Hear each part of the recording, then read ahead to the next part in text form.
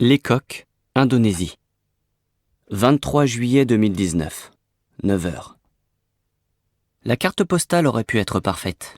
Il y a tout. Les bateaux de pêche colorés, les arbres exotiques, le soleil, la mer, la plage. Enfin, j'imagine qu'il y a une plage, car elle a disparu. Le sable est toujours là, mais il faudrait une pelleteuse pour l'apercevoir. J'ai du mal à me rendre compte de la situation.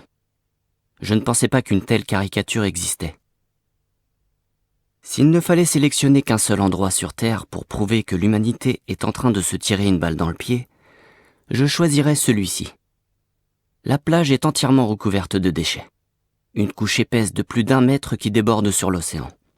Seule l'ondulation produite par l'eau nous indique les zones où les ordures flottent et ne sont plus sur la terre ferme. Quand une vague un peu plus forte que les autres s'écrase sur le rivage, elle propulse sa couche de déchets sur celle de la plage. Il faut le voir pour le croire. L'odeur est celle d'une décharge. Les pêcheurs vont et viennent jusqu'à leur bateau comme si de rien n'était. Ils s'enfoncent dans la mer d'immondices, de l'eau jusqu'au torse. Le haut de leur corps émerge des emballages, bouteilles et autres boîtes de polystyrène. Triste contraste entre ces embarcations chouchoutées par leurs propriétaires, parées de 1000 décorations, et la mer sur laquelle elles naviguent.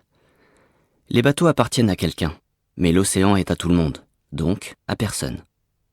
Pourquoi prendre soin de quelque chose qui n'est pas à moi ?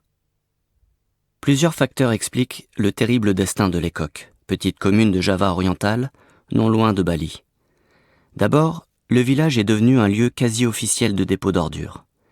Sous mes yeux, en l'espace de 5 minutes, une dizaine d'habitants viennent jeter leurs sacs poubelles sur la plage. J'interpelle l'un d'entre eux. « Pourquoi faites-vous cela ? » ?»« Parce qu'on n'a pas le choix. Il n'y a pas de ramassage des ordures ici. Il faudrait aller jusqu'à une grande ville pour déposer les poubelles. C'est ça ou les brûler.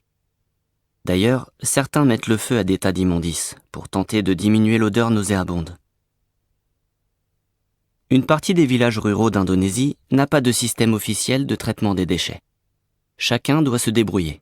Et ici, la débrouille passe par le dépôt systématique sur la plage. 10h. Je remarque plusieurs ruisseaux débouchant sur le rivage. C'est l'autre cause de l'enfer de Les Coques. Je n'avais pas vu ces cours d'eau au premier coup d'œil. Ils sont entièrement recouverts de morceaux de plastique. Annabelle Boudinot nous accompagne. Cette chercheuse française travaille pour la fondation Race for Water, qui sensibilise à la pollution des océans. Ces ruisseaux viennent de l'intérieur des terres, explique-t-elle. Avec les rivières et les fleuves, ce sont eux qui amènent le plus de déchets vers la mer. C'est une hémorragie. La marée emportera ce plastique qui commencera son lent processus de dégradation. Les emballages se transformeront en microparticules, puis en nanoparticules, et cela va impacter toute la chaîne alimentaire. Les statistiques disponibles donnent le tournis. Chaque seconde, dans le monde, 250 kg de plastique finissent dans les océans. Le plus grand vortex de déchets qui flotte entre les États-Unis et le Japon s'étend sur 1,6 million de kilomètres carrés, 3 fois la France. En 2050, 99% des animaux marins auront ingéré du plastique selon l'Agence nationale australienne pour la science.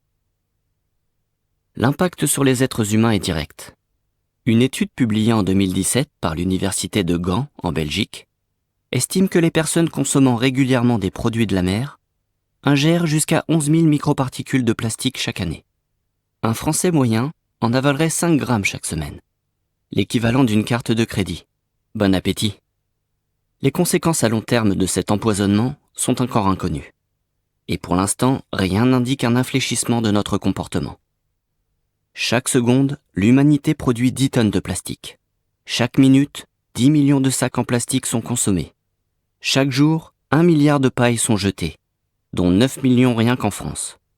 Elles seront enfin interdites dans l'Union européenne à partir du 1er janvier 2021, au même titre que d'autres objets en plastique à usage unique. Une petite victoire.